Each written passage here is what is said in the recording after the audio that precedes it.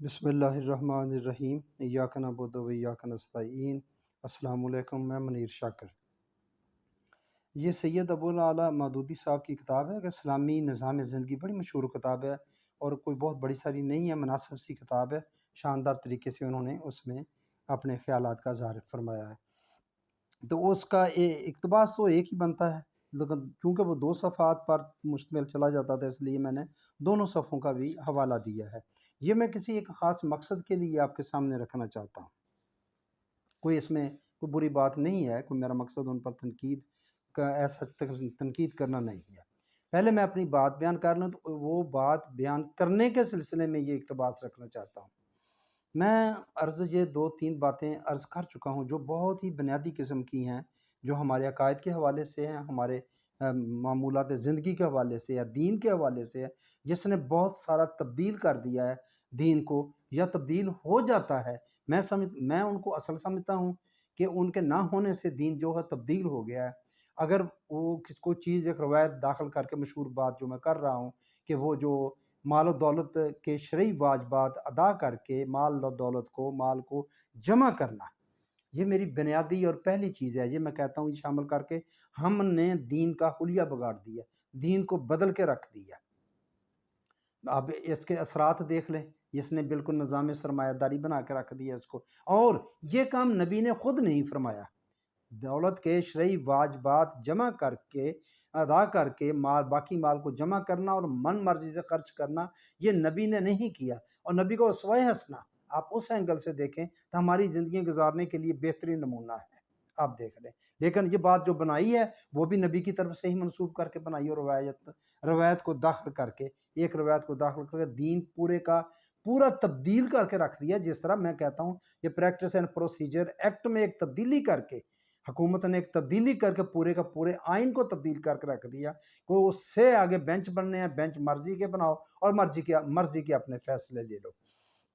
ایک تو میرا یہ نقطہ نظر ہے جو میں عرض کرنا چاہتا ہوں، جس کے بس منظر میں یہ میں اقتباس آپ کو سنانا چاہتا ہوں۔ ایک چیز واضح نظر آ رہی ہے آپ کو، یا آپ دلائل سے آپ اس کو ثابت کر دیں، بتا دیں کہ یہ بات غلط ہے۔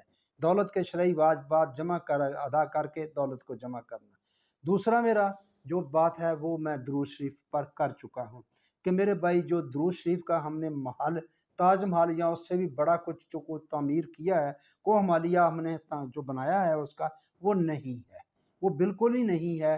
یہ ایک دعا ہے، آپ زیادہ سے زیادہ اس کی حیثیت آپ ایک دعا کی ہے، وہ بھی میں ویڈیو اپلوڈ کر چکا ہوں۔ وہ آپ اگر سنیں، کو اتنی کوالٹی اچھی نہیں ہے اس ویڈیو کی، تو آپ لیکن سنیں گے آپ کو چیز کی سمجھ آ جائے گی، یعنی کہ وہ بھی ہمارا ایک دین سے ہٹ کے کیسا ہم نے ایک الگ سے دین وہ بنا دیا گیا ہے۔ بہرحال یہ 2 باتیں میرے ذہن میں آئیں، ایک تو یہی کہ دولت کے شرعی واجبات جمع کرنا، تیسری بات وہ بھی انتہائی اہم ہے۔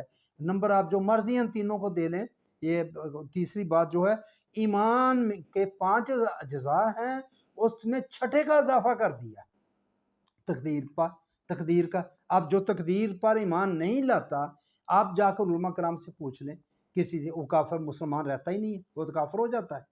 آپ اندازہ لگا لیں کہ وہ اضافہ جو ہے وہ قرآن میں نہیں ہے۔ قرآن میں جو ایمان بتائے گئے ہیں وہ 5 ہیں، تقدیر پر ایمان لانا آگے وہ 6 خود شامل کر لیا۔ کیوں شامل کر لیا؟ کیا اللہ تعالیٰ کو پتہ نہیں تھا؟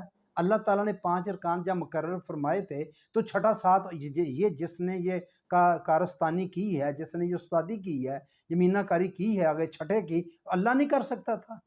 اللہ بھی ساتھ اسی طرح یہی الفاظ کے جملے اللہ تعالیٰ بھی ساتھ ملا دیتا، نہیں ملائے اللہ نے۔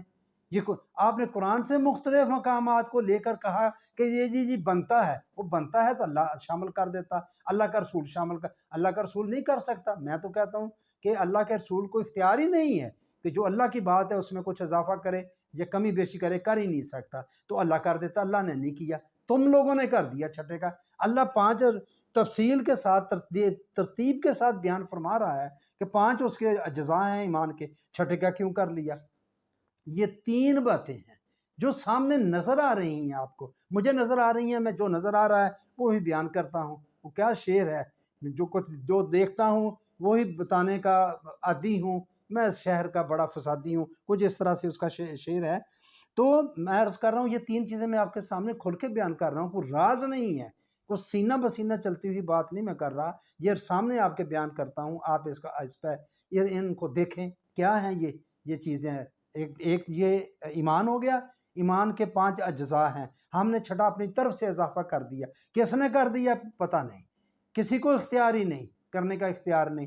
پھر درود شریف کا تاج محل جو ہم نے تعمیر کیا ہوا ہے، جو لوگوں کو پیچھے لگایا ہوا ہے، وہاں پر ایک مسلک کی پوری بنیاد، بلکہ سبھی ہیں، کون انکار کرتا ہے؟ جماعت اسلامیہ انکار کرتے ہیں، دیوبندی انکار کرتے ہیں، اہل حدیث انکار کرتے ہیں، شیعہ تو کرتے ہی نہیں ہے نا، ان کا تو بہت، اور بریلویوں کا بھی یہ بہت سارا ہے۔ یہ درود شریف ہو گیا، اور دولت کے شرعی واجبات وہ بھی میں عرض کر چکا ہوں کہ نبی نے ادا کر کے مال و دولت جمع نہیں کیا، ہم کر رہے ہیں۔ قرآن کہتا ہے نبی کی زندگی تمہارے گزارنے کے لیے بہترین نمونہ ہے، اور وہ چیز بھی ایسی ہے کہ اس نے پوری زندگی آپ کی گھیری ہے۔ یہ 3 نقطے ہیں میرے جو میں عرض کر رہا ہوں، ان کے پس منظر میں یہ مودودی صاحب کا جو اقتباس ہے یہ میں عرض کرنا چاہتا ہوں، بس اور کوئی بات نہیں۔ یہ اسلامی نظام زندگی از سید ابو اعلی مودودی، پرانے زمانے کے عیسائی متکلمین نے اپنے مذہبی عقائد کی اور بائبل کے تصور کائنات و انسان کی پوری عمارت یونانی فلسفہ سائنس کے نظریات، دلائل اور معلومات پر تعمیر کر رکھی تھی، اور ان کا گمان یہ تھا کہ ان بنیادوں میں سے کسی کو اگر ذرا سی ٹھیس بھی لگ گئی تو یہ پوری عمارت دھڑام سے زمین پر آ رہے گی اور اس کے ساتھ مذہب بھی ختم ہو جائے گا۔ یہ ایک صفحے پر ہے اتنی سی بات، صفحہ آگے تبدیل ہوا 200، یہ 61 پر ہے، آگے صفحہ نمبر 262۔ بہرحال ایک بات ہی چلتی آ رہی۔ اب دیکھیں، اب جو میں نے 3 باتیں عرض کی ہیں آپ کی، ہوتا ہے نا، اگر ان میں کچھ آ جائے تو یہ تو ساری دھڑام کر کے نیچے آ جائے گا سارا کچھ۔ ایمان اگر ان کو پتہ، اب اگر مانیں یہ کہ ہاں یار یہ تو چھٹا حصہ اس میں ایمان کا نہیں ہے، تو آپ آج تک کیا تبلیغ کرتے رہے ہیں، لوگوں کو کیا بتاتے رہے ہیں؟ یہ درود شریف جو میں نے عرض کیا ہے کہ یہ ایک دعا ہے، آپ نے جو تاج محل اس کا بنایا ہے، جو لوگوں کو اس طرف لگایا اور اس پر کتابوں کی کتابیں لکھی گئی ہیں، ان کا کیا ہوگا؟ اور تیسری بات، یہ دولت کے مال و دولت جمع کے شرعی واجبات ادا کر کے مال و دولت کو جمع کرنا، تو پھر یہ کیا بنے گا آپ کا؟ کیا بنا اس کا؟ اگر اب آپ نے یہ آپ نے دیکھنے ہیں اس پیرے کی جو میں نے عرض کر دیا ہے آپ کے سامنے۔ عیسائیوں کے نزدیک یہ تھا کہ اگر کسی ان میں سے کسی ایک پر بھی کچھ بھی زد پڑ گئی تھوڑی سی، تو تمام کا تمام مذہب ہمارا ختم ہو جائے گا، قصہ ختم ہو جائے گا، ان کی تو ساری دکانداری بند ہو جائے گی۔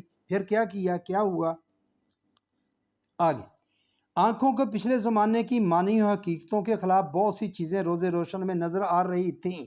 میں بہت قابل نہیں ہوں لیکن میں عرض کر رہا ہوں، اب دیکھیں، آنکھوں کو، یہ مودودی صاحب لکھتے ہیں، آنکھوں کو پچھلے زمانے کی مانی ہوئی حقیقتوں کے خلاف بہت سی چیزیں روز روشن میں نظر آ رہی تھیں، مگر اہل کلیسا کو اصرار تھا کہ ان مسلمات پر نظر ثانی کرنے کی بجائے دیکھنے والی آنکھیں پھوڑ دی جائیں۔ اب یہ خود جماعت اسلامی بھی خود شامل ہے، اب اسی لائن میں ہی آپ اس کو لگائیں۔ وہ کیا میں نے جو 3 باتیں عرض کی ہیں وہ مانتے ہیں ان باتوں کو؟ نہیں مانتے۔ اگر کریں ان کے سامنے تو آپ کے سر کو آئیں گے۔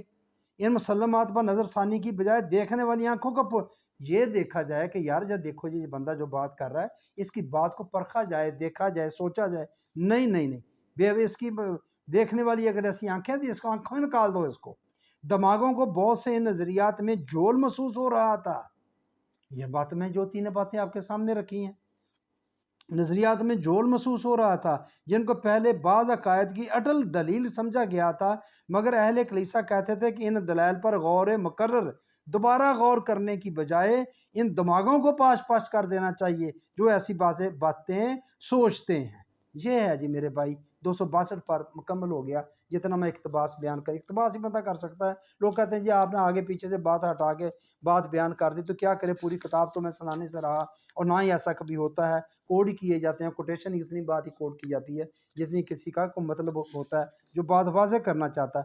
تو یہ میں نے مودودی صاحب کا جو یہ اقتباس کوڈ اسی لیے کیا کہ دیکھیں میرے بھائی، کریں ہیں نظر مقرر، آپ ڈالیں ہیں، غور مقرر کریں، آپ بھی ایک جماعت ہیں، دین کا کام کرتے ہیں، دیکھیں کہ کیا یہ بات ایسے بنتی ہے؟ کیا مودودی صاحب یہ نہیں مانتے تھے کہ دولت کا شریف کیا ہی کام مودودی صاحب نے زیادہ یہ ہے، تحفظی مودودی صاحب نے زیادہ دیا ہے؟ کہ دولت کے شرعی واجبات جمع کرو ادا کریں، باقی وہ آپ کو کوئی نہیں پوچھ سکتا۔ اسلام آپ سے نہیں پوچھتا آپ کے پاس کتنے گارے ہیں، کتنی دولت ہے، کتنے ایکڑ زمین ہے، کیا کچھ ہے، وہ بھی ایک اللہ کہانی، وہ مسئلہ ملکیت میں انہوں نے بیان کیا ہے۔ تو بھائیو میں یہ بات اس لیے بیان کر رہا ہوں، وہ کہتے ہیں کہ نہیں ایسی بات سوچو ہی نہ، سوچنے والے دماغ کو پاش کر دو، ایسی باتیں دیکھنے والوں کی آنکھیں نکال دو، باتوں پر نہ جاؤ جو وہ کہتا ہے۔ آپ باتوں پر کیوں نہ جائیں، آپ غور تو کریں، دیکھیں تو اس نے کتنا ستیہ ناش کر دیا ہے دین کا، لوگوں کا حال کیا ہو گیا ہے۔ دین پر صحیح آئیں گے تو ہمارا نظام بدلے گا، معاشرہ بدلے گا، ورنہ تو ہم تو وہی عیسائیوں یہودیوں کی طرح۔ آخری بات پھر میں یہاں سے اپنی بات ختم کرتا ہوں۔ یہ سورۃ سبا کی 46 نمبر آیت ہے۔ تم سے فقط ایک بات کہنا چاہتا ہوں، یہ نبی اکرم صلی اللہ علیہ وآلہ وسلم کے الفاظ قرآن پاک کوٹ کر رہا ہے، بالکل ایسے ہی وہ ترجمہ میں آپ کے سامنے رکھ رہا ہوں۔ تم سے فقط ایک بات کہنا چاہتا ہوں کہ تم اللہ کے واسطے، نبی اکرم صلی اللہ علیہ وآلہ وسلم منتیں کر رہے ہیں، واسطے ڈال رہے ہیں، اللہ کے واسطے ضد چھوڑ کر دو مل کر یا تنہا کھڑے ہو کر اس دعوت کے بارے میں سوچو تو صحیح، غور تو کرو اس پر۔ یہ سورۃ سبا کی 46 نمبر۔ کیوں سریا سے زمین پر آسمان نے ہم کو دے مارا، کیوں سریا سے زمین پر آسمان نے ہم کو دے مارا۔ اقبال کے شعر کا ایک مصرع ہے کہ کہاں تھے ہم، کیوں نہیں چاہ گیا، وجہ ہے یار، کہ اللہ ناراض ہو گیا، مختصر کہہ دیں اللہ ناراض ہو گیا۔ اللہ کیسے ناراض ہوتا ہے پتہ نہیں کرنا پڑے گا ہمیں، اور کیسے وہ راضی ہوتا ہے پتہ نہیں کرنا پڑے گا۔ اگر ناراض ہو سکتا ہے تو راضی بھی ہو سکتا ہے، کوئی ایسا تو نہیں ہے نہیں، اس کے تصورات ہی ہم نے بدل دیے، راضی کرنے کا بھی تصور الگ نکال لیا، اس کے ناراضگی ہونے کا بھی تصور الگ کر دیا۔ تو یہ میرے بھائی میں آپ سے بات کرنا چاہتا تھا، یہ میرے 3 نقطے جو میں نے آپ کے سامنے عرض کیے، موٹے موٹے میں یہ بتائے ہیں، یہ بہت سارے یعنی کہ دین کو ایک طرح سے انہوں نے بدل دیا، یا ان پر صحیح رستے پر ہم آ جائیں تو پھر دین بدل جائے گا، یعنی کہ صحیح دین آ جائے گا، اصل دین آ جائے گا۔